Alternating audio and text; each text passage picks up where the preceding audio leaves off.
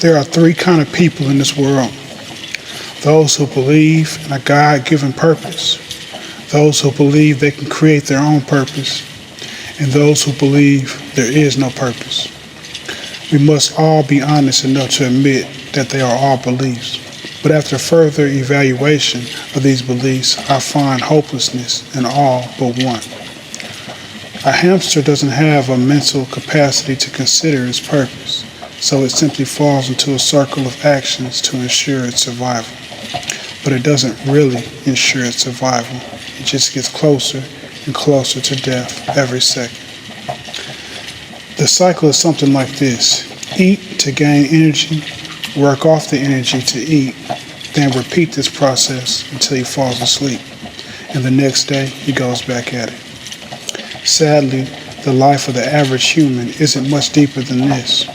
Work to eat and buy stuff to impress people, or work to enjoy pleasure. Then these things lose value and no longer impress others, or the pleasure runs out and then you go back at it.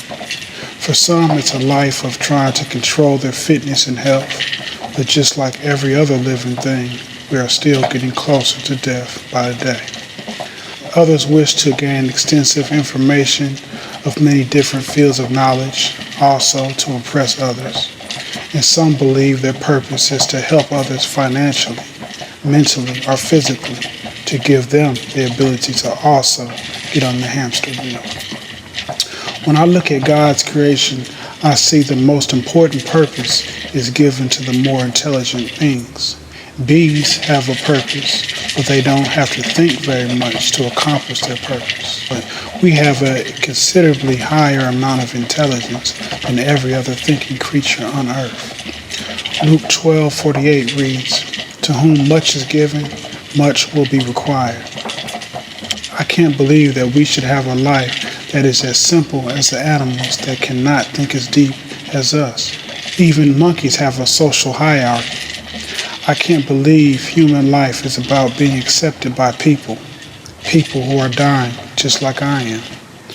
I've become aware of another reality: good, evil, love, hope, and faith.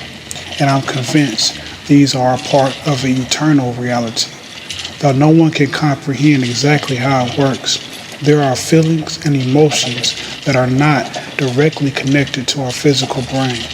And tests have shown us that many mental actions of intentionality cannot be located physically. This points to us being more than what is seen. Jesus said in Luke 24:39, "Behold my hands and my feet, that is I myself. Handle me and see, for a spirit have not flesh and bones, as you see me have." We have a spirit. God, our Creator, is spirit. And if our Creator is spirit, that would mean our spirit self is even more real than our physical self. This definitely makes sense. Everything we do is for a spiritual purpose. We physically work so we are spiritually happy. We buy physical things to entice the emotions and spirits of others. And if we spiritually lose hope, it is seen physically.